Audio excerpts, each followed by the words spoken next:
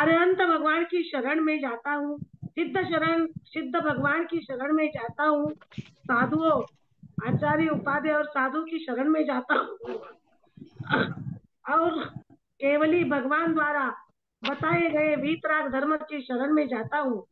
शरण सहारे को कहते हैं। पंच परमेष्ठी द्वारा बताए हुए मार्ग पर चलकर अपनी आत्मा की शरण लेना ही पंच परमेष्ठी की शरण है। जो व्यक्ति पंच परमेष्ठी की शरण लेता है उसका कल्याण होता है, अर्थात दुख यानी भव भ्रमण मिट जाता है। जय जिनेन्द्र सबको। आज अपना बालोद पाठमाला भाग 1 का दूसरा पाठ चलेगा। तो जो लोग आज पहली बार ज्वाइन हुए हैं तो पिछले बार की रिकॉर्डिंग रहेगी, यूट्यूब पे भी रहता है लाइव, तो यूट्यूब से भी चैनल आप देख लें, सब्सक्राइब कर लें तो आपके पास आ जाएगा, और वो अपने पास रहता है तो उससे देख लेना। और समझिए अभी आपको बता दिए, दूसरा से हम लेंगे। अब सभी लोग इसी टाइम शूट कर रहे हैं ना, सबको जो है फ्राइडे, अब किसी को चेंज नहीं करना ना, नहीं, हम पूरा विषय फिर ले लेते हैं, है ना। ठीक है, तो आज नए कितने लोग ज्वाइन हुए हैं? मैं तो ज्वाइन हूँ नहीं। अच्छा, और टीम लीडर कौन है इस ग्रुप का? मालूम नहीं। जय जय जी, दर्शन बोल रही हूँ। सॉरी, मेरा हाँ, वीडियो में आज कुछ प्रॉब्लम है। तो अच्छा लास्ट वीक हम लोगों ने डिसाइड किया था, मैं और नीलम जी हम दोनों टीम लीडर बनेंगे। बहुत बढ़िया, ठीक है। तो देखिए, मैं जिसको बोलना है, हर व्यक्ति को मौका मिले बोलने का, जो जिनके वीडियो ऑफ है उनसे भी नाम लेके आप पूछना, मैं एक्सप्लेन कर दूंगी और पूछने का काम आप करेंगे। बस आज की क्लास में इतना ही आप करेंगे, है ना। मैं चुप हो जाऊंगा, हर एक को ज्यादा नहीं बोलना है। अब जैसे मान लीजिए कल्पना जी को आता है या अतुल जी को आता है, इनसे लास्ट में पूछेंगे हम। जो जो एक बार बोल चुके, कोई नहीं बोल रहा तब इनसे पूछेंगे। फिर बार बार एक ही व्यक्ति बोले तो सब लोग फिर चुप रह जाएंगे तो मजा नहीं आएगा। तो सब लोगों को बोलने को मौका मिलना चाहिए, है ना। ठीक है, सही है। चलिए, अच्छा, जो लोग आता नहीं है बोल, रीडिंग तो कर सकते हैं एटलीस्ट बुक में से। तो यदि पुस्तक नहीं है तो अपना स्क्रीन पे शेयर कर सकते हो जब, दर्शका जी जी, हैं, स्क्रीन पे शेयर हो सकती है। हेलो, सॉरी, हाँ, आपकी आवाज है ना थोड़ी कम आ रही है। मैं तो अभी तो स्टेबल हूँ, पहले तो फिर भी मैं रनिंग में थी। नहीं, हम लोगों को तो आ रही है आ आवाज, रही है, हमें आ रही है। हमें भी आ रही है। ओके, ठीक है, अभी मेरे पास बुक नहीं है। नहीं है, अच्छा। तो नहीं, ये अपने अपने जो परमानेंट मॉनेस्टर वो है ना साइट, उस पे सब सारी बुक उपलब्ध है, पीडीएफ सबकी। तो वो मोहित जी से कहेंगे तो वो आपको अपने ग्रुप में भी शेयर कर देंगे। एक मैसेज छोड़ दीजिए, मोहित जी या कोई भी होगा तो वो डाल देगा अपने ग्रुप पर। ग्रुप में मैसेज छोड़ दीजिए आप। हाँ, तो जैसे इन्होंने रीडिंग किया था, तो रीडिंग करते समय मिस्टेक हुई थी, अरहंत मंडलम बोला था और सिद्धा मंडलम, तो अरहंता मंडलम। ये अंतर क्या पड़ता है, ऐसे देखिए कि जो रूप चलते हैं ना, तो बहुवचन में अरहंता होता है। हम एक अरहंत भगवान को नहीं है, बहुत सारे अरहंत भगवान है ना, तो अरहंता मंडलम। और जैसे अपने ऐसे बोलते ना, वह आता है, वह जाती है, वे आते हैं। तो जैसे हिंदी की ग्रामर होती है, इंग्लिश की ग्रामर होती है, दे के साथ आर, है ना, ही के साथ इज, ही आर नहीं होता है, दे इज नहीं होता है। उसी तरह से इसकी भी ग्रामर रहती है ये। तो हाँ, जैसा है देख के हम पढ़ेंगे तो वो सही आएगा। तो अरंता मंडलम, सिद्धा मंडलम, साहू मंडलम, केवली पन्नत्तो, धप्पो मंडलम, फिर ऐसा रहेगा। ठीक है, तो लोक में 4 मंडल है, 4 ही उत्तम है और 4 ही शरण है। उत्तम वो जो लोक में सबसे महान हो, जैसे गुड बेटर बेस्ट होता ना, तो वो बेस्ट वाली चीज उत्तम में आती है। और शरण सहारे को कहते हैं। मंडल का तो बता ही दिया था, जो मोरार दे सूफी पापों को गलावे। तो हमें लोक में 4 मंडल है, अरंत भगवान मंडल है, सिद्ध भगवान मंडल है, साधु मंडल है, और केवली भगवान द्वारा बताया गया बीतराग धर्म मंडल है। इसी तरह से ये चारों उत्तम भी है, ये चारों शरण भी है। इस लेसन में मुख्य बात ये है कि शरण किसे कहते हैं। तो शरण तो सिंपल सा है, सहारे को। जैसे ओल्ड एज होती है, चलते नहीं बनता तो लकड़ी का सहारा लेते हैं। छोटे बच्चे होते हैं तो मम्मी पापा का सहारा लेते हैं, तो यहाँ पर भी वही सहारे से मतलब है नहीं, यहाँ पर वो मतलब नहीं है सहारा। और यदि नहीं। वैसे ही सहारा, तो उस सहारे का एक्चुअल मीनिंग क्या है वो हम जानेंगे। बोला आत्मा का हित इस बात में है, तो बोले पंच परमेष्टि शरण लेने में, सहारे में। तो पंच परमेष्टि का सहारा कैसे लेंगे हम? फिर वो जो उन्होंने मार्ग बताया है वो समझे और उस पर चले, वही उनका सहारा है।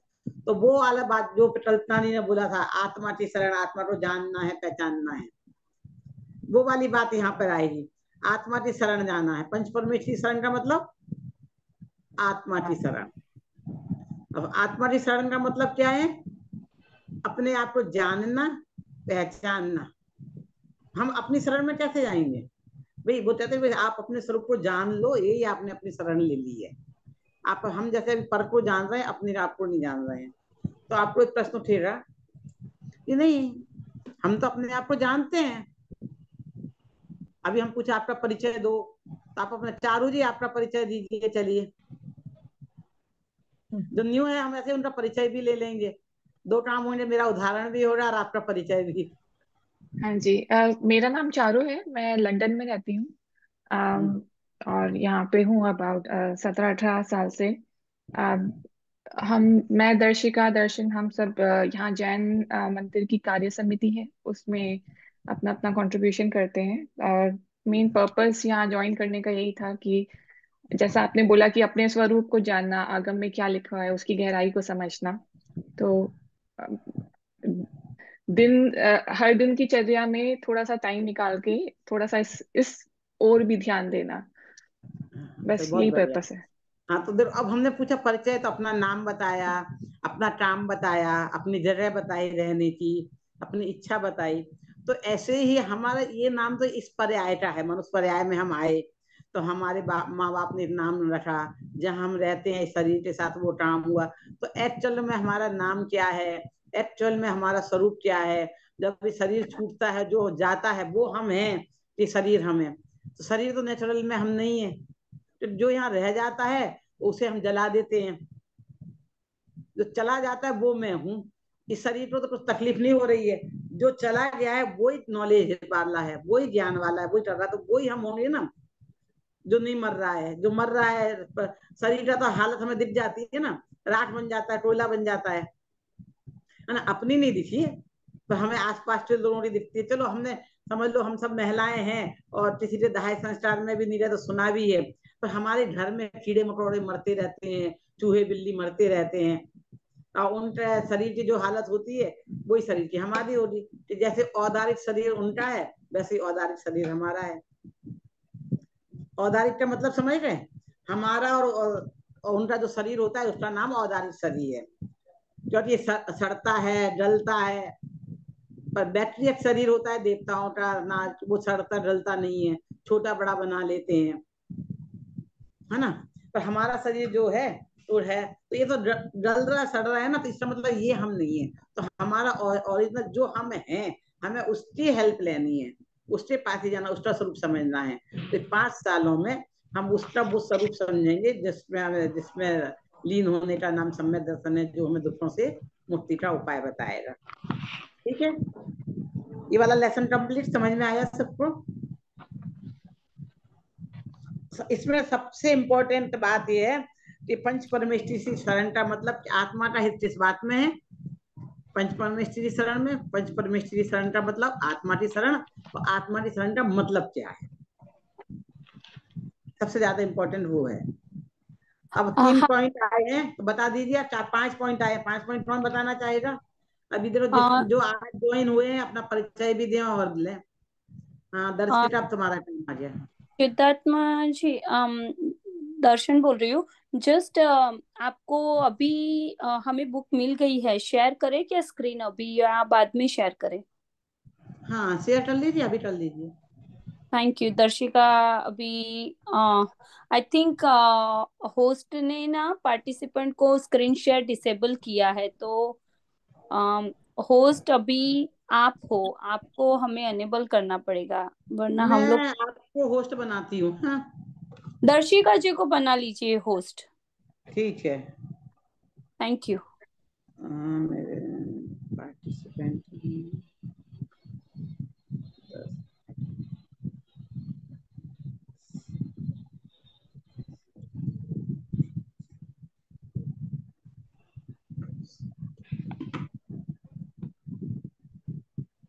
हाँ दर्शिता जी, आप होस्ट बन रहे हैं। ठीक है, मैं शेयर करती हूँ अभी। दिखाई दे रहा है सबको? हाँ, अभी नेक्स्ट वाला लेसन, हाँ ये वाले लेसन का समरी बता दीजिए, फिर नेक्स्ट लेसन पे जाएंगे हम।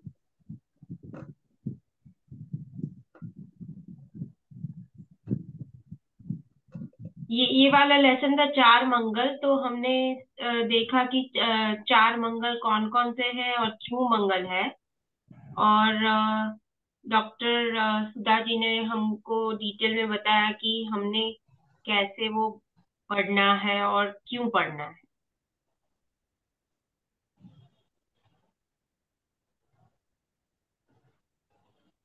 Any questions, anyone? Otherwise, she can move on to the next chapter.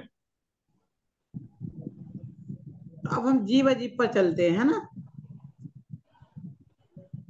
जीव अजीब वाला चैप्टर खोलने, इसके बाद कौन सा हाँ, चैप्टर जीव है? अजीब में जाती हूँ। तीर्थंकर तो भगवान है। तीर्थंकर भगवान का हो गया हमारा। तीर्थंकर भगवान में दो महत्वपूर्ण बिंदु बता दे रही हूँ, फिर हम जीव अजीब पर चलेंगे। एक तो तीर्थंकर और भगवान में क्या अंतर होता है, किसी को पता है, कोई बता सकता है? जो थोड़ा सा अभ्यासी होंगे, थोड़ा सा। हाँ, कौन तीर्थंकर बताना चाहेगा? मैं हाँ थोड़ी देर बताइए। बताऊं। तीर्थंकर हाँ, भगवान में वो तीर्थंकर प्रकृति का बंद करके तीर्थंकर बनते हैं। बाकी जो भगवान बनते हैं, अरिहंत बनते हैं, उनमें तीर्थंकर प्रकृति का बंध नहीं होता है, जो कि 16 कारण भावना के वजह से होता है।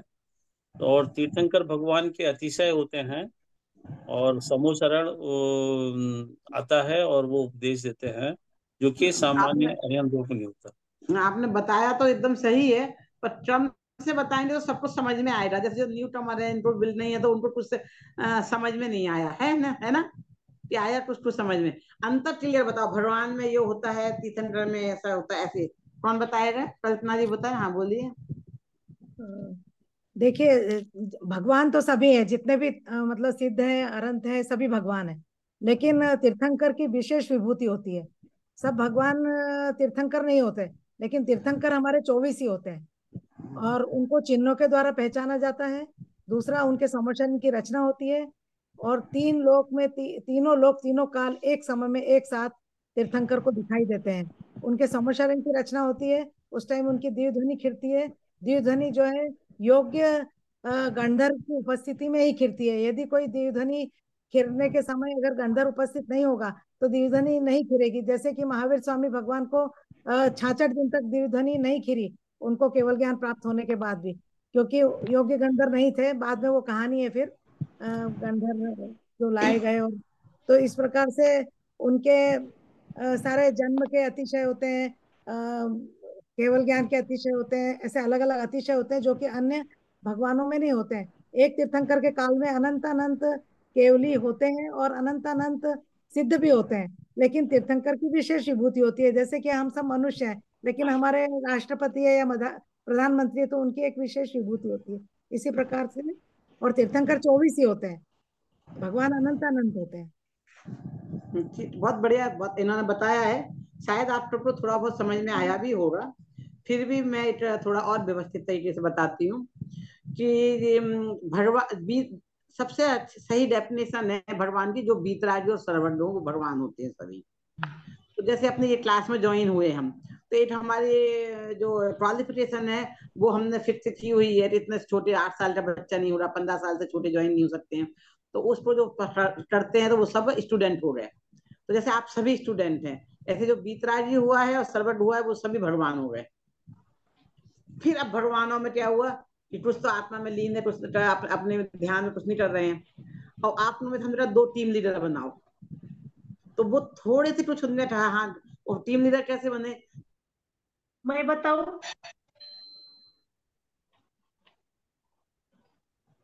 मैं बताऊं क्या? बताइए। मैं बताऊं? बताऊं? आवाज नहीं, आवाज आ रही क्या? आप बोलिए। आवाज आ रही है? हाँ, हाँ, आ रही है बीच आवाज, में बताइए। कॉल आया तो आवाज ब्रेक हुई हो रही, इसलिए आ रही है। तीर्थंकर, हाँ, तीर्थंकर हाँ और भगवान तीर्थंकर। हाँ, एक तो देखो तीर्थंकर अभी मैं बोल तीर्थंकर रही हूँ, अभी आप नहीं बोलो, मैं बोलती हूँ, फिर पूरा सुन लो, उससे बात बोलना, मैं पूछूंगी। तो जो बीतराग जो शरण होते हैं सभी भगवान हो गए। अब उनमें कुछ भगवानों में थोड़ी थोड़ी विशेषता होती है।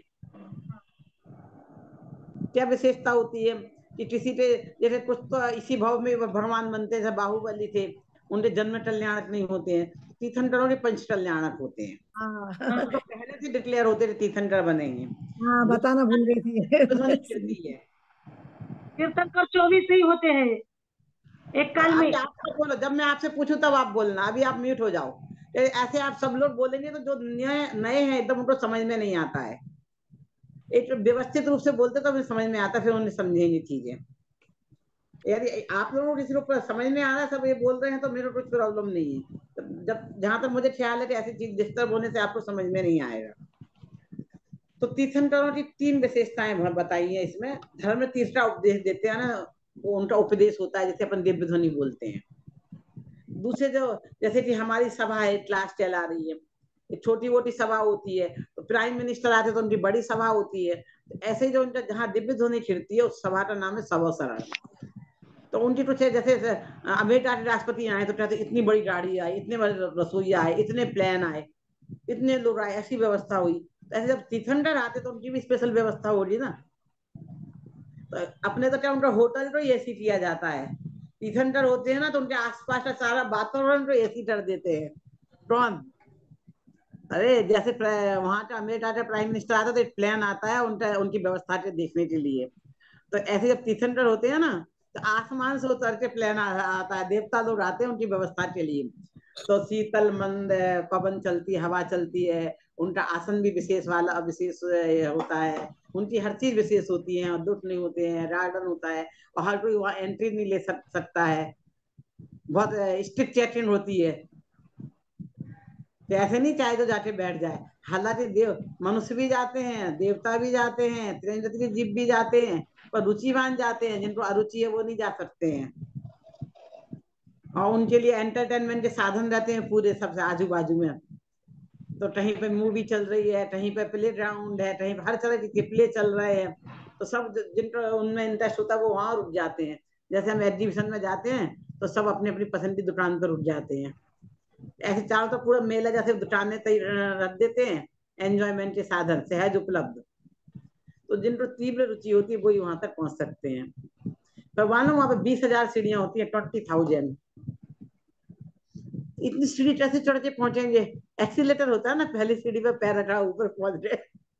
सारी सब सुविधाएं थी पहले जमाने में भी, अब समझाना आसान है। पहले हम कहते पहली सीढ़ी पे पैर रखा ऊपर पहुंच जाएंगे, हाँ कल्पना की बात है, ऐसा नहीं पॉसिबल है। अब एक्सीलेटर किया तो एकदम कैसे समझ में आ गया, आपको चलना नहीं है, पैर रखो ऑटोमेटिक चल। एक्सीलेटर ऐसे भी बंद है, आप पैर रखोगे तो चल जाएंगे, फिर आप सीधे ऊपर पहुंच जाएंगे।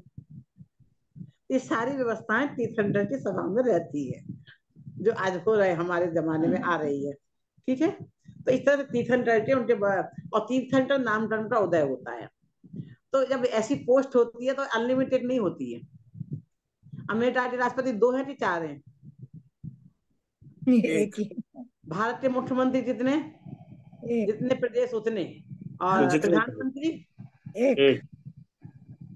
तो ऐसे तीर्थंकर भी एक समय में एक ही होता है, और टोटल उसमें 24 टोटल समय में। तो भरत क्षेत्र के 24 होते हैं और विदेश क्षेत्र में 20 होते हैं। पर जैसे कि अभी जो अपना सत्ता है तो उसमें प्रधानमंत्री का पद खाली नहीं रहता है, राष्ट्रपति का पद खाली नहीं रहता है। तो मर जाए तो क्या होता है? दूसरा तो डिक्लेयर नहीं करते हैं, उप मरने का किसी को प्रधानमंत्री। पता नहीं होता है। तो मरने का तब तक डिक्लेयर नहीं करते जब तक दूसरे को राजा नहीं बना देते हैं, राष्ट्रपति या प्रधानमंत्री नहीं बन जाते हैं। तो उनको टेंटेटिवली घोषित करते हैं, विजय भी करते हैं, पर डिक्लेयर नहीं करते हैं। मुझे प्रधानमंत्री और राष्ट्रपति का नहीं पता, पर राज्यपाल का पता है। मेरे नंदोई राज्यपाल थे राजस्थान के, वो ऑफ हो गए तो डिक्लेयर नहीं किया। हमें तो हम गए तो बुला लिया, तो हमें तो तुरंत पता चल जाए ऑफ हो रहे, तो डिक्लेयर अभी नहीं कर सकते हैं, क्योंकि ये सीट खाली नहीं रह सकती है। उनकी मीटिंग हो जी, दूसरी सीट बनेंगे, और जब दूसरे का डिक्लेयर हो जाएगा तब इनका डिक्लेयर, दोनों डिक्लेरेशन साथ में होते हैं, इनकी डेथ और उनकी हो जाती। तो ऐसे सब पोस्ट, ऐसे जो महत्वपूर्ण पोस्ट होती है, जनता को दुश्मनों को पता चल जाए तो ये चले रहे हैं प्रधानमंत्री, और दूसरा भी कोई है नहीं, और बनने में 6 महीने, 2 महीने, 3 महीने लग जाए, बहुमत नहीं हुआ तो वो 8वां चढ़ देगा, डिसीजन लेने वाला कोई है नहीं। इसलिए पहले का मौत डिक्लेयर ही नहीं करते हैं, उससे रीजन है, कारण होते हैं। तो ऐसे ही यहाँ पर तो भरत क्षेत्र में ऐसी व्यवस्था नहीं है, लेकिन विदेश क्षेत्र में क्या है, वहां पे तीर्थंकर के बिना एक दिन भी नहीं रहता है। पहले तीर्थंकर का निर्माण होगा तो दूसरे तीर्थंकर को केवल ज्ञान हो जाएगा। तो वहां वर्तमान में सिमंदर भगवान अभी विराजमान है, वहां हमेशा चौथा टाल रहता है, तो चौथे टाल में जा सकते हैं। अच्छा, वहां पे हर तीर्थंकर को सिमंदर भगवान ही कहा जाता है? हाँ, पहले नहीं, हर तीर्थंकर को नहीं, पहले तीर्थंकर को सिमंदर, सब 20 के नाम फिक्स हैं, दूसरा हो रहा तो युगमंधर। ऐसे जैसे अपने यहाँ पे भी है ना, हर एक का फिक्स है ना, तो इस पद पे हो रहा तो वो राष्ट्रपति, तो महिला है तो वो राष्ट्रपति थोड़ी हो जाएगी, वो भी राष्ट्रपति कहलाएंगे। समझ में आया बात? मतलब एक तीर्थंकर मोक्ष गए विदेश क्षेत्र के, तो दूसरे केवली जो आए वो उनका नाम सिमंदर भगवान ही रहेगा? नहीं, दूसरे का नाम युगमंधर, फर्स्ट सीमंदर, ऐसे 20 हैं, 20 के नाम है। यदि सीमंदर नाम रहता तो हम चेंज नहीं करते, फिर तो 20 ज्यादा है, 20 नाम चेंज है। नहीं, तो पहला जो आएगा, तो फिर अगर पहले जो है वो मोक्ष गए तो फिर उनकी जगह जो आएगा वो कौन आएगा? युगमंधर कहलाएंगे वो। बोल तो रही हूँ, 24 नाम डिक्लेयर हैं। अब जहाँ पूरी 24 ही होती है वहां सबके नाम पढ़ना, पहले का सीमंदर है, दूसरे का युगमंधर है। नहीं, वो तो है, लेकिन मुझे ये समझ में नहीं आ रहा कि जब मान लो पहले मोक्ष चले गए सिमंदर भगवान, तो फिर बाकी के तो नाम फिक्स है, तो फिर वापस पहला तीर्थंकर उन्हीं में से पहला सिमंदर हो जाएगा और दूसरा तीसरा ऐसे चेंज होंगे, कैसे होगा? एक तो मुझे आपकी आवाज बीच में से कट रही तो पूरी समझ में नहीं आई, पर उससे हमारी लाइफ में कुछ अंतर नहीं पड़ता तत्व में। ऑटोमेटिक सिस्टम में मैं हमने कह दिया ना आपको कि पहला व्यक्ति का ये नाम, दूसरे का ये नाम, तीसरा ये नाम है, उसमें आपको क्या समझ में नहीं आ रहा है? फिर 24 20 खत्म हो रहे तो फिर पहला आया हो जाएगा, फिर उसका नाम सीमंदर, फिर युगमंदर, हमेशा यही रहेगा। उन्हीं में से पहला आगे बढ़ेगा ना, 20 में से ही पहला आगे बढ़ेगा। मतलब मैं समझ नहीं पा रही क्या कह रहे हैं आप लोगों को, इनका प्रश्न समझ में आ रहा है? किसी को मेरी बात समझ में आई कि नहीं आई? सबको मेरी बात समझ में आ रही है? उसके अब जो ये प्रश्न कर रही है उनका जवाब आप में से दो, समीर जी आप। ये तो मुझे भी आ गया कि 20 तीर्थंकर के नाम फिक्स है, पर मुझे ये समझ में नहीं आया कि जब वहां पे हमेशा 20 रहते हैं और एक तीर्थंकर मोक्ष गए तो उनकी जगह वापस दूसरे तीर्थंकर आ जाएंगे, मतलब गिनती 20 ही रहेगी, गिनती 20 ही रहेगी। तो पहले जो सिमंदर भगवान मोक्ष गए तो उनकी जगह फिर सिमंदर नाम के कोई नए आएंगे, या इन्हीं दूसरे में से जो युगमंदर है वो सिमंदर कहलाएंगे और फिर सिमिट्री वापस ऐसी चेंज होगी?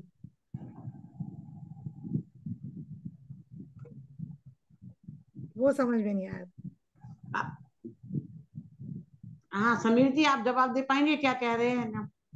मतलब ये तो समझ में आ गया कि 20 के 20 नाम है, लेकिन पहला तीर्थंकर यदि सिमंदर भगवान मोक्ष चले गए तो बाकी 19 के नाम तो फिक्स है, तो फिर उनकी जगह जो आएगा वो इन्हीं में से कोई आएगा या कोई दूसरा नया आएगा जिसका सिमंदर भगवान नाम होगा? इन्हीं में से कोई कैसे आएगा भाई? जब हाँ, मोक्ष तो अपनी ऐसी कोई व्यवस्था नहीं है, भगवान मोक्ष जाए तो फिर बाद में संसार में आ जाए। नहीं, वो तो नहीं आएंगे संसार में। अब आप बोलो मत, अब सुनो, मीट होगा। हाँ, देखो कि मान लीजिए अतुल कुमार जी मोक्ष चल, पहले नंबर पे तीर्थंकर का नाम अतुल कुमार जी है, अतुल कुमार जी को मोक्ष हो गया। दूसरे नंबर पे तीर्थंकर का नाम समीर कुमार जी है। अतुल कुमार जी का टेबल ध्यान से मोक्ष हुआ तो फिर समीर कुमार जी तीर्थंकर हो गए। तीसरे का नाम राम, चौथे का नाम श्याम, तो फिर ऐसे 20 पार होते जाओ, वो तो मोक्ष कुछ नहीं। फिर जब बाद में नया व्यक्ति आए, मनीषा जी हैं विदेश क्षेत्र में रही, तो 20 तीर्थंकर हो गए, तो मनीषा जी सीमंदर नाम से तीर्थंकर बनेंगी, नीलम जी रुमंदर नाम से तीर्थंकर बनेगी, प्रीति जी तीसरे नंबर की तीर्थंकर, तो नए नए पर्सन है और नाम वही रहेगा। हाँ वही तो हमारे यहाँ भगवान लौटते थोड़ी आ रहे, समंदर चले गए फिर वापस जाने चले गए, फिर नहीं, वापस भगवान तो जाने। नहीं आते लौट के, मतलब ये जो 19 अरे जगह नाम है, फिक्स नाम है, जो इस पोस्ट पे हाँ। बैठे रहो प्रधानमंत्री है, वो है इंदिरा गांधी है ये है कि उससे क्या अंतर बनता है, पहला प्रधानमंत्री, दूसरा, ये 14वां प्रधानमंत्री, 15वां प्रधानमंत्री, हाँ, नाम है वो तो। वो फिक्स ही है। ठीक है, चलिए आगे बढ़े।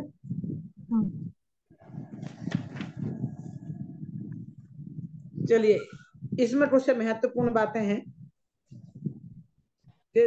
सिंपल सी बातें आप रीडिंग करोगे तो भी समझ में आ जाएगा, एक से अधिक तीर्थंकर के, कौन से तीर्थंकर के नाम है क्या है, तो आप रीडिंग कर लेना।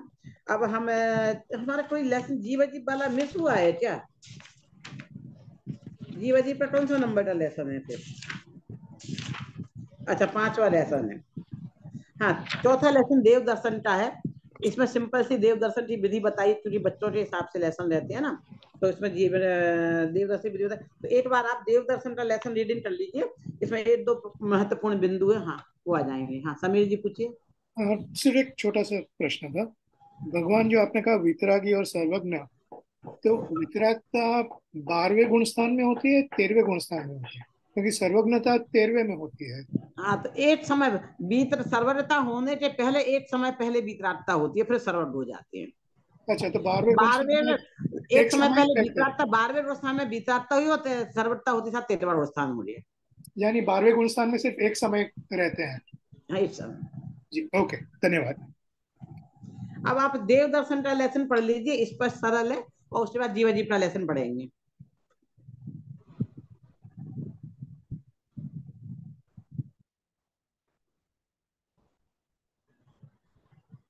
स्क्रीन शेयर है तो दर्शिका जी देख लीजिए, जो लोग बोल नहीं रहे उनसे पढ़वा लीजिए।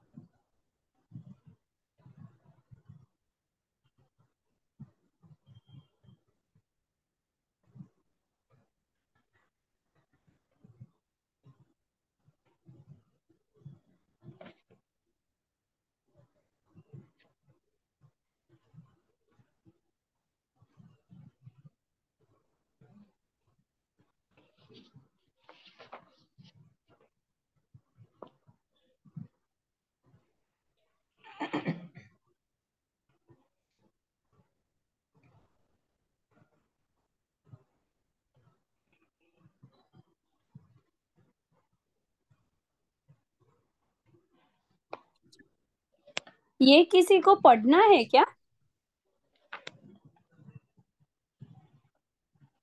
हाँ, रीडिंग कर लेंगे तो सब लोग सुनेंगे ना, समझ में आएगा। 2 जने मिलके भी कर सकते हो, एक जना भी कर सकते ठीक है, मैं कर लेती हूँ। जिनेश जी, सुनो, मंदिर के दरवाजे पर पानी रखा रहता है।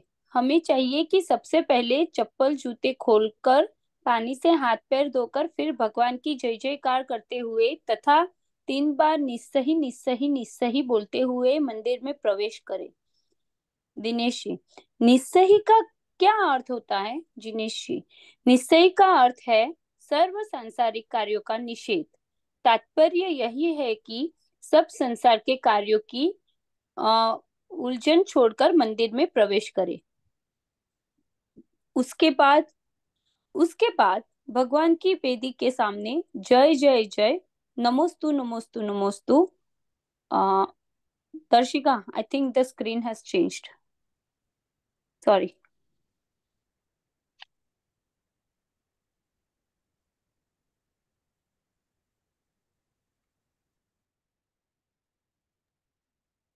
ના, હજી પણ નથી.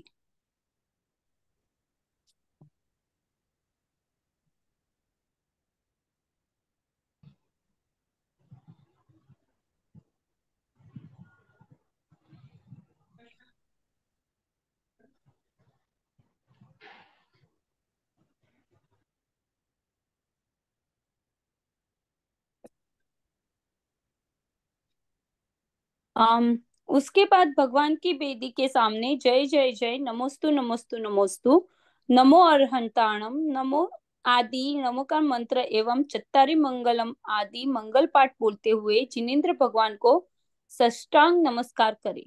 इसके बाद चित्त को एकाग्र करके भगवान की स्तुति पढ़ते हुए 3 प्रदक्षिणा देनी चाहिए। उसके बाद फिर भगवान को नमस्कार कर 9 बार नमोकार मंत्र पढ़ते हुए कायोत्सर्ग करना चाहिए। दिनेश जी, इच्छा तो शांति से इस प्रकार चित्त एकाग्र करके भगवान का दर्शन करना चाहिए। और दिनेश जी, और क्या? उसके बाद शांति से बैठकर कम से कम आधा घंटा शास्त्र पढ़ना चाहिए। यदि मंदिर जी में उस समय प्रवचन होता हो तो वो सुनना चाहिए। दिनेश जी, बस क्या? जो शास्त्र में पढ़ा हो अथवा प्रवचन में सुना हो उसे थोड़ी देर बैठ के मनन करना चाहिए तथा सोचना चाहिए कि मैं कौन हूँ, भगवान कौन है, मैं स्वयं भगवान कैसे बन सकता हूँ, आदि आदि। इस सब से क्या लाभ होगा? इससे आत्मा में शांति प्राप्त होती है, परिणामों में निर्मलता आती है, मंदिर में आत्मा की चर्चा होती है। अतः यदि हम आत्मा को समझकर उसमें लीन हो जावे तो परमात्मा बन सकते हैं। जो देखिए इसमें 2-3 बातें महत्वपूर्ण आई है। एक तो मंदिर में प्रवेश करते हैं तो निस्सही निस्सही निस्सही बोलते हैं, यानी जैसे कि निश्चय क्या था, सर्व सांसारिक कार्यों का निषेध। तो हमारे तुम्हारे लिए कि हम जाएं तो वहां पे यार तुमने कौन सी साड़ी खरीदी है, बहुत अच्छा फैशन है, कहाँ क्या मिल रहा है, जो हम संसार की बातें करते तो मंदिर में नहीं करनी चाहिए। मंदिर का एक प्रोटोकॉल रहता है, जैसे कोई भी सभा होती है सबके प्रोटोकॉल रहते हैं ना, ऐसे मंदिर का भी एक प्रोटोकॉल है। तो उधर हमें नहीं, मंदिर में रहे तो देव दर्शन करें और जो पूरी विधि है वो अप्लाई करें। कोई भी हमें घर गृहस्थी की बात, बाहर की बात करनी तो मंदिर से बाहर निकले और फिर बात करें, ये चीज इसमें खास तौर पर बताइए। तो हमें अपने मन से भी, शरीर से हम पहुंच रहे हैं, वाणी चुप है, मन से भी घर के काम छोड़ देनी चाहिए। मन में विचार करते रहे जल्दी जाना रहे मंदिर, ऐसे कर लिया तो कोई लाभ नहीं है। मंदिर पूर्ण रूप से हमें आत्मा और परमात्मा के चिंतन में लगना चाहिए, मेन बात इसमें ये कह रहे हैं, उससे हमें लाभ मिलता है। तो जब हम उनका चिंतन करते हैं तो हमारे परिणाम में शांति आती है और निर्मलता आती है, इसलिए बताया है। ये इसमें महत्वपूर्ण बात है। अब 5वां लेसन है जीवा जीव। इसमें हम जीव हैं और बाकी चीजें अजीब हैं, जो हमें दिखाई देने वाली चीजें सब अजीब है। उन दोनों चीजों के बारे में चर्चा चाहिए कि जो जानता देखता है वो जीव है और जो जानता देखता नहीं है वो सब अजीब है। और जीव की पहचान उससे सुख दुख से होती है और ज्ञान से होती है। तो ये चीज इसमें बताई है। और इसमें शरीर के पार्ट्स को भी अजीब सिद्ध किया है। और इसकी पहचान करते हैं तो हमें अपना स्वरूप, सही स्वरूप समझ में आता है। अपना स्वरूप समझकर उसमें लीन होते हैं तो सच्चा सुख प्राप्त करते हैं।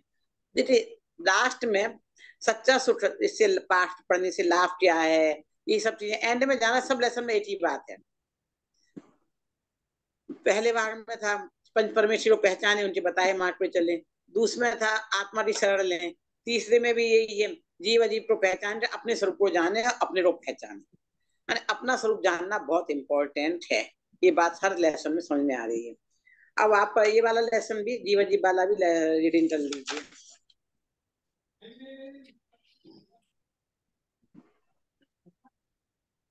कोई और दूसरे 2 जन कर लें स्क्रीन से।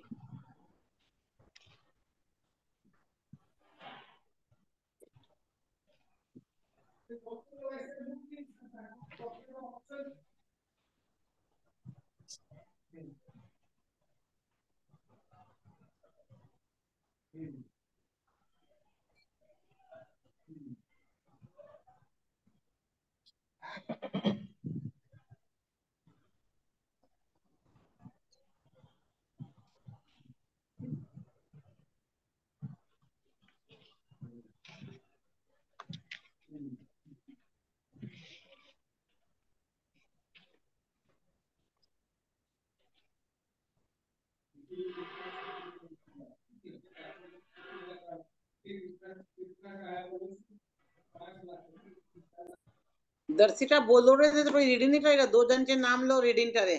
जीव अजीब वाला पाठ और दिनचर्या वाला पाठ दोनों रीडिंग कर लें।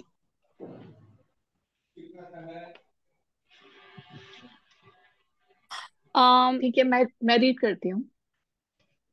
Thank you Charu. और एक चाहिए हमें, नीलम जी आप रीड कर सकोगे चारू के साथ? ज्ञानचंद वाला रीड करती हूँ, आप हीरालाल वाला रीड करो। ठीक है, मैं हीरा लाल वाला करती हूँ। हीरा लाल, मेरा कितना अच्छा नाम है। आहा, बहुत अच्छा है। अरे भाई, हीरा कीमती अवश्य होता है, परंतु है तो अजीब है ना। आखिर क्या तुम जीव से अजीब बनना पसंद करते हो? अरे भाई, यह जीव जीव क्या है? जीव? जीव जीव नहीं जानते? तुम ही तो हो। जो ज्ञाता दृष्टा है वही जीव है, जो जानता है, जिसमें ज्ञान है वही जीव है। और अजीब? जिसमें जिसमें ज्ञान नहीं है, जो जान नहीं सकता, वही अजीब है। जैसे हम तुम जानते हैं, अतः जीव है। हीरा सोना चांदी टेबल कुर्सी जानते नहीं है, अतः अजीब है। आगे स्क्रीन शेयर करिए, आगे स्क्रीन। नेक्स्ट पेज दर्शिका। तो कर लिया, झाड़ू सब भी कर लेता है ना।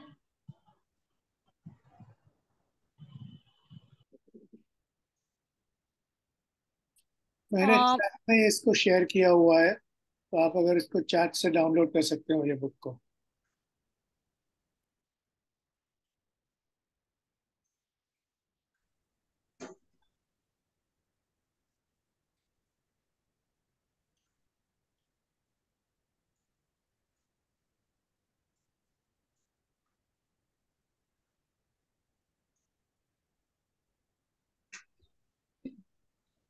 नेक्स्ट पेज है ना? हाँ। ज्ञानचंद, जीव सुख व दुख का अनुभव करता है, अजीव से सुख दुख नहीं होता। हम तुम सुख दुख का अनुभव करते हैं, अतः जीव है। टेबल कुर्सी सुख दुख का अनुभव नहीं करते, अतः अजीव है। आंखें देखती हैं, कान सुनते हैं, शरीर में सुख दुख होता है, तो अपना शरीर तो जीव है ना। नहीं भाई, आंख थोड़े ही देखता है, आंख थोड़े ही देखता है, कान थोड़े ही सुनते हैं। देखते सुनने वाला इनसे अलग कोई जीव है, आत्मा है। यदि आंख देख और कान सुने तो मुर्दे मरा शरीर को भी देखना चाहिए, सुनना चाहिए। इसलिए तो कहा है कि शरीर अजीव है। और स्क्रीन।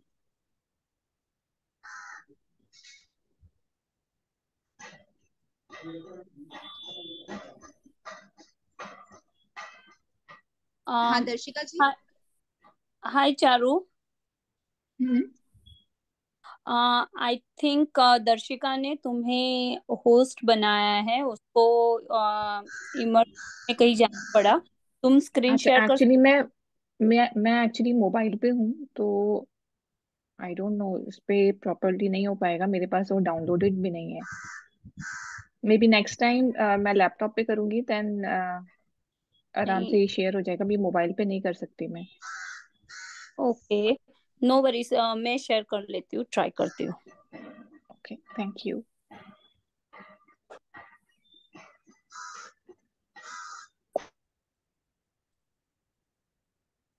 जस्ट 2 मिनट तो मुझे हो जाएगा।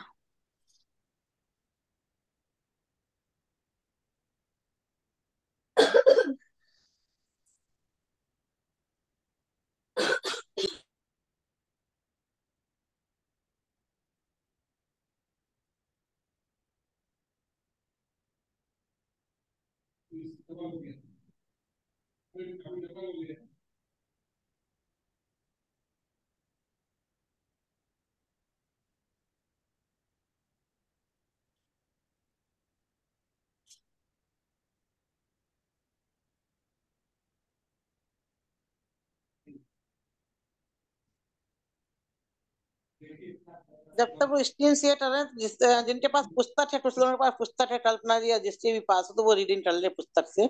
सिंगल पर्सन कर ले, दो के पास ना हो तो। हाँ, मैं पढ़ लूं? हाँ, पढ़ लीजिए। आंखें देखती है, कान सुनते हैं, शरीर में सुख दुख होता है, तो अपना शरीर तो जीव है ना। ज्ञान, नहीं भाई, आंख थोड़े ही देखती है, कान थोड़े ही सुनते हैं, देखने सुनने वाला इनसे अलग कोई जीव आत्मा है। यदि आंख देखे और कान सुने तो मुर्दा मरा शरीर को भी देखना सुनना चाहिए। इसीलिए तो कहा है कि शरीर अजीब है और आंख कान आदि शरीर के ही हिस्से हैं, अतः वे भी अजीब है। अच्छा भाई ज्ञानचंद, अब मैं समझ गया। मैं जीव हूँ, शरीर अजीब है। मुझ में ज्ञान है, शरीर में ज्ञान नहीं है। मैं जानता हूँ, शरीर कुछ नहीं जानता है। समझ गए तो बताओ, हाथी जीव है या अजीब? जैसे हमारा शरीर अजीब है, वैसे ही हाथी आदि सब जीवों का शरीर भी अजीब है, पर उनकी आत्मा तो जीव ही है। ये समझ तो लिया, पर इसके जानने से क्या लाभ है, यह भी बताओ। यह भी तो बताओ, इसको जाने बिना आत्मा की सच्ची पहचान नहीं हो सकती, और आत्मा की पहचान बिना सच्चा सुख नहीं मिल सकता, तथा हमें सुखी होना है, इसीलिए इनका ज्ञान करना भी आवश्यक है। जीव अजीव का ज्ञान कर हम स्वयं भगवान बन सकते हैं।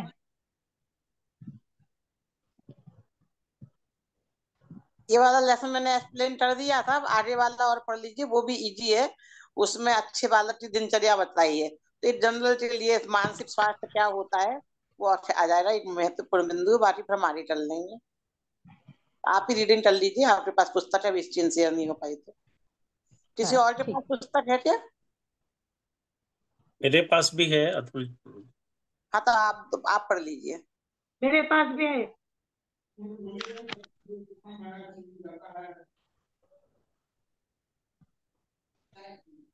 हाँ अतुल जी, आप पढ़ लीजिए, फिर बाद में वो पढ़ लेंगे।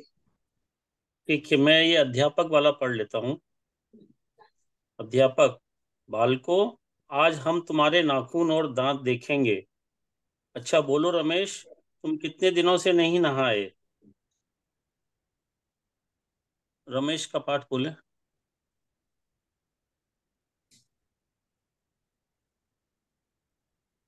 दूसरे दिन के पास पुस्तक थी, वो रमेश ना बोले। जी, मैं तो रोज नहाता हूँ। अध्यापक, प्रतिदिन नहाने वाले के हाथ पैर इतने गंदे नहीं होते हैं। हो सकता है तुम रोज नहाते हो, पर 2 लोटे पानी सिर पर डाल लेना ही नहाना नहीं है। हमें अच्छी तरह मल मल कर नहाना चाहिए।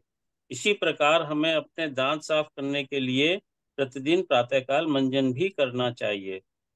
जो बच्चे मंजन नहीं करते हैं उनके मुंह से बदबू आती रहती है, उनके दांत कमजोर हो जाते हैं और गिर जाते हैं। गुरुजी, मैं तो शाम को नहाता हूँ। नहीं, हमें प्रत्येक काम समय पर करना चाहिए, तभी ठीक रहता है। हमें प्रतिदिन की दिनचर्या बना लेना चाहिए, फिर उसके अनुसार अपना दैनिक कार्य निपटाना चाहिए। गुरुजी, हमारी दिनचर्या आप ही बना दे, हम आज से उसके अनुसार ही कार्य करेंगे। प्रत्येक बालक को चाहिए कि वह सूर्योदय होने के पूर्व बिस्तर छोड़ दे। सबसे पहले 9 बार नमोकार मंत्र का जाप करें, फिर थोड़ी देर आत्मा के स्वरूप का विचार कर मन को शुद्ध करें। क्या मन भी अशुद्ध होता है?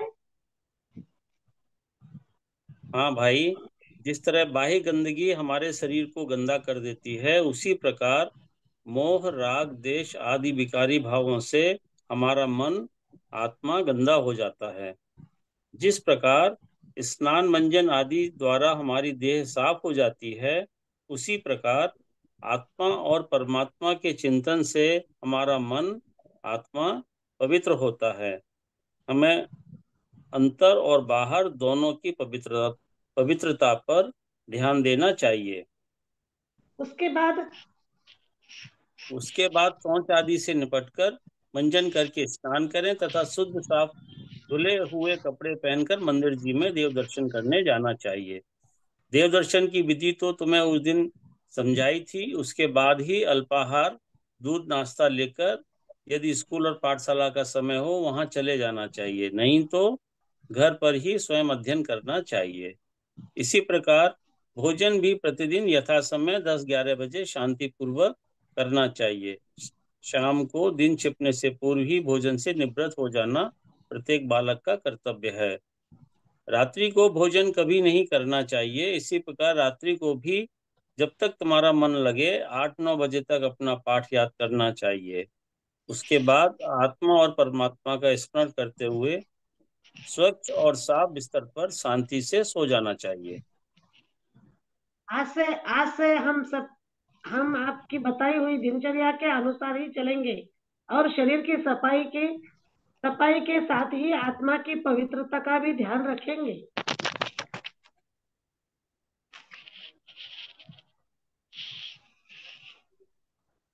इसमें मुख्य बात आई है, और तो सिंपल सी बातें बच्चों के हिसाब से है, तो कि जिस तरह हमारा शरीर गंदा होता है उसी तरह से हमारा मन भी गंदा होता है। तो आत्मा और परमात्मा के चिंतन से वो उसकी सफाई होती है ना, वो पवित्र होता है। तो ये जो हम पढ़ रहे हैं आत्मा परमात्मा का स्वरूप जानने का प्रयास कर रहे हैं, ये इसमें मुख्य बिंदु है। इस सेशन में हम ये पुस्तक कंप्लीट कर लेते हैं। नेक्स्ट सेशन से हम पूरा जो आपका कोर्स है, ये बेसिक नॉलेज की है, जो कोर्स में किताबें भीतरा भार एक बुक पढ़ेंगे। आप अपना ऑर्डर दे दीजिए, आ जाएगा। उसकी बुक भी नहीं तो ऑनलाइन ऐसे PDF मंगवा लीजिए। और दूसरा ये पुस्तक परमागम प्रवेश का भाग 1 है, उसमें इनके क्वेश्चन आंसर दिए रहते हैं, वो आप रीडिंग कर लेंगे तो बेसिक नॉलेज आपको हो जाएगी। क्योंकि अपना क्लास शुरू हो रही तो हमको अपना पोर्शन के लेसन शुरू करने पड़ेंगे आरंभ। तो अगली क्लास से भीतरा भाग 1 का दूसरा लेसन हम पहले लेंगे और फर्स्ट लेसन के 4 कड़ियों का अर्थ बताएंगे। तो उस हिसाब से आप पुस्तक अपने पास रखना। पहली क्लास थी इसलिए फिर मैंने कहा बेसिक नॉलेज का हम ले लेते हैं।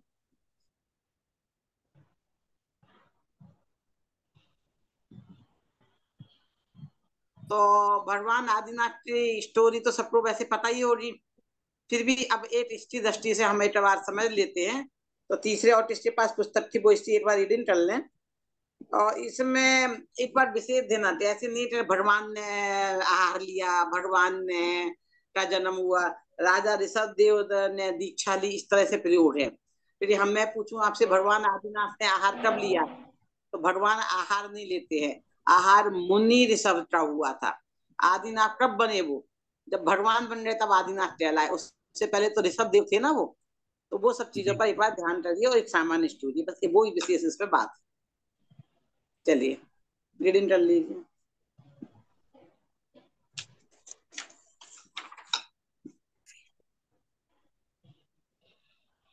कौन कर रहा है रीडिंग? और किसके पास पुस्तक है? तीसरे एक और किसी ने भी बोला था मेरे पास भी है। प्रीति जी के पास है क्या? मेरे पास है। हाँ प्रीति जी आप कर लीजिए। आप दोनों ने अभी कर लिया ना? हाँ प्रीति जी आप कर लीजिए। बेटी माँ चलो ना घर। चलती तो हूँ, जरा भक्तामर जी का पाठ तो कर लूं। बेटी भक्तामर जी क्या है? माँ भक्तामर स्तोत्र एक स्तुति का नाम है जिसमें भगवान आदिनाथ की स्तुति की गई है। बेटी माँ आदिनाथ कौन थे जिनकी स्तुति हजारों लोग प्रतिदिन करते हैं? माँ वे भगवान थे, वे दुनिया की सब बातों को जानते थे तथा उनके मोह राग द्वेष नष्ट हो चुके थे, इस कारण परम सुखी थे। तो क्या वे जन्म से ही वीतरागी सर्वज्ञ थे? उनका जन्म कहाँ हुआ था? माँ नहीं बेटी, उन्होंने वीतरागता और सर्वज्ञता पुरुषार्थ से प्राप्त की थी। उनका जन्म अयोध्या नगरी में वहां के राजा नाभिराय की रानी मरु देवी के गर्भ से हुआ था। बेटी वे तो राजकुमार थे, क्या उन्होंने राज्य नहीं किया? माँ राज्य किया, विवाह भी किया था। उनकी 2 शादियां हुई थी। पहली पत्नी का नाम नंदा था, जिससे भरत चक्रवर्ती आदि 100 पुत्र और ब्राह्मी नामक पुत्री उत्पन्न हुई। दूसरी पत्नी का नाम सुनंदा था, जिससे बाहुबली पुत्र और सुंदरी नामक पुत्री उत्पन्न हुई। बेटी तो क्या भरत चक्रवर्ती और बाहुबली आदिनाथ भगवान के ही पुत्र थे? माँ भगवान तो वे बाद में बने, उस समय तो उनका नाम राजा ऋषभ देव था। प्रथम तीर्थंकर भगवान होने से उन्हें आदिनाथ भी कहने लगे। एक दिन ऋषभ देव अपनी सभा में बैठे नीलांजना का नृत्य देख रहे थे। नृत्य के बीच में ही नीलांजना की मृत्यु हो गई। यह देख उन्हें संसार की क्षणभंगुरता का ध्यान आया और राजपाट आदि सभी का राग छोड़कर दिगंबर हो गए। 6 माह तक तो आत्म ध्यान में लीन रहे। उसके बाद 6 माह तक आहार की विधि नहीं मिली। 1 वर्ष बाद अक्षय तृतीया के दिन ऋषभ मुनि का सर्वप्रथम आहार राजा श्रेयांस के यहाँ इक्षुरस यानी गन्ने के रस से हुआ। उसी दिन से अक्षय तृतीया पर्व चल पड़ा। बेटी, तो क्या वे मुनि होते ही सर्वज्ञ बन गए थे? माँ, नहीं बेटी, 1000 वर्ष तक बराबर मौन आत्म साधना करते रहे। एक दिन आत्म तल्लीनता की दशा में उन्हें केवल ज्ञान की प्राप्ति हुई और वे वीतरागी सर्वज्ञ बन गए तथा उनकी दिव्य ध्वनि द्वारा तत्वोपदेश होने लगा, जिससे भव्य जीवों को मुक्ति के मार्ग का ज्ञान हुआ। बेटी, तो तुम क्या उनकी ही स्तुति करती हो? मैं भी किया करूंगी। क्या वे मुझे भी मुक्ति का मार्ग बताएंगे? अवश्य किया करना। वे तो कुछ दिन बाद मुक्त हो गए थे, अर्थात धर्म सभा यानी समव शरण आदि को भी छोड़कर सिद्ध हो गए, पर उनका बताया हुआ मुक्ति मार्ग तो आज तक भी ज्ञानियों के द्वारा हमें प्राप्त है, और जो उनके द्वारा बताए मुक्ति मार्ग पर चले वे ही उनके सच्चे भक्त हैं तथा वे स्वयं भगवान भी बन सकते हैं। ठीक है, ये लेसन अपना हो गया, तो इजी है, इसमें कुछ ऐसे बहुत खास बात नहीं है, जो मैंने बता दी आपको। अब लास्ट लेसन है मेरा धाम 8वां। ये थोड़ा सा स्टार्ट समझना है। इसमें बताए मेरा धाम मतलब मेरा घर। तो शुद्ध आत्मा है मेरा नाम, प्योर आत्मा, शुद्ध आत्मा मेरा नाम है। आत्मा का काम क्या है? जानना सिर्फ काम है, वो जानती है, उसके अलावा कुछ नहीं करती है। और कहाँ रहती है? एक्चुअल उसका धाम क्या है? मुक्तिपुरी, मोक्ष उसका घर है। जब हम इस संसार के कर्मों से रहित हो जाते हैं तो मोक्ष में जाकर विराजमान हो जाते हैं। तो उसकी विशेषता क्या है? तो उसकी विशेषता, हम यहाँ हैं तो दुखी रहते हैं, आराम नहीं है, फिर काम लगा रहता है, तो वहाँ पूर्ण विश्राम है, पूर्ण आराम है, कुछ काम धाम कुछ नहीं है। वहाँ क्या नहीं है? संसार में हमें भूख की तकलीफ सताती है, प्यास की तकलीफ सताती है, बीमारियां सताती हैं। खांसी जुकाम ऐसी कॉमन बीमारी है जो सबको होती है।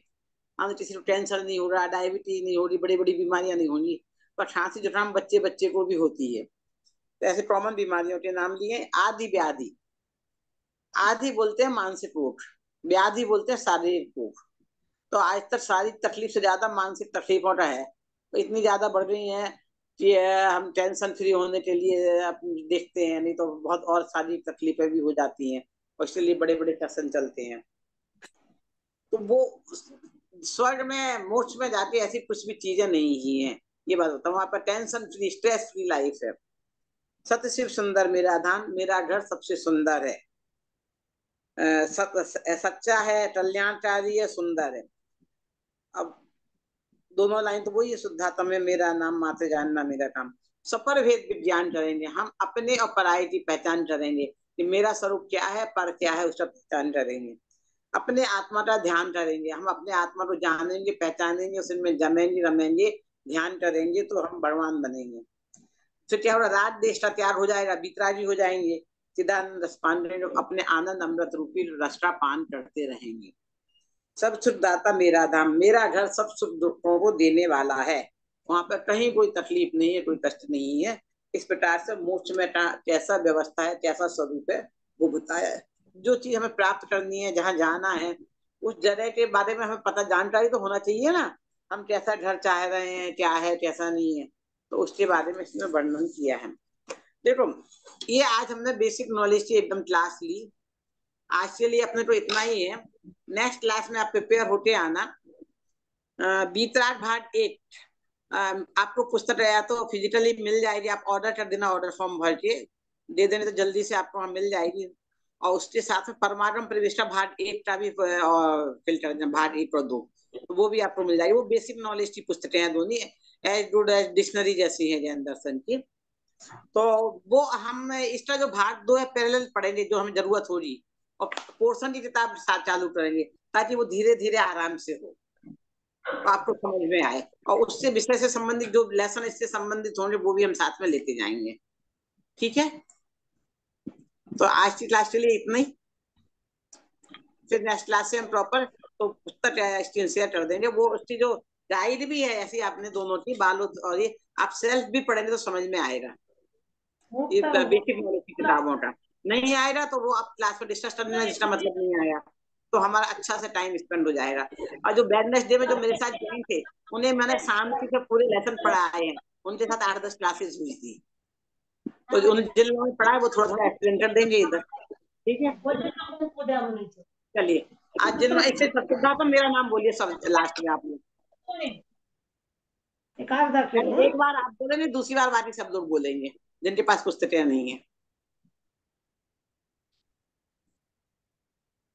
बोलिए जिनके पास पुस्तकें हैं, एक बार वो बोले।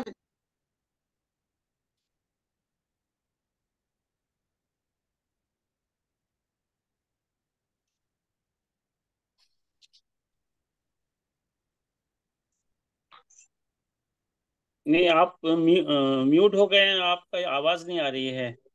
हाँ मैं कह रही हूँ मंजूषा जी, आप में से कोई भी एक जन किताब है पढ़ दीजिए, एक लाइन आप पढ़ेंगे, बाकी जिनके पास किताब नहीं बाद में वो बोलेंगे। मेरे पास है किताब। हाँ बोलिए। कौन सा? लास्ट लेसन, शुद्धात्मा है मेरा नाम। शुद्धात्मा का, ठीक है।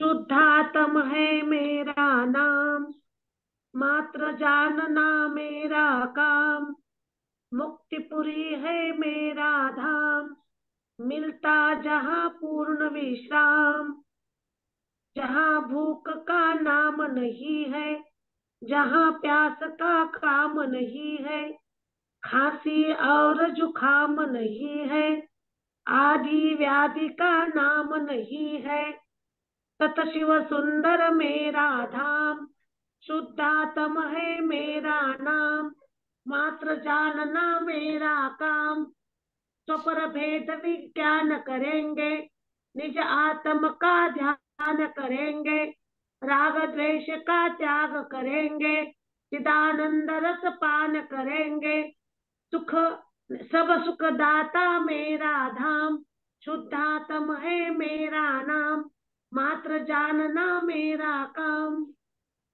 मात्र जानना मेरा काम। सभी को जय जय। जय। शिवानी माता की जय। जय।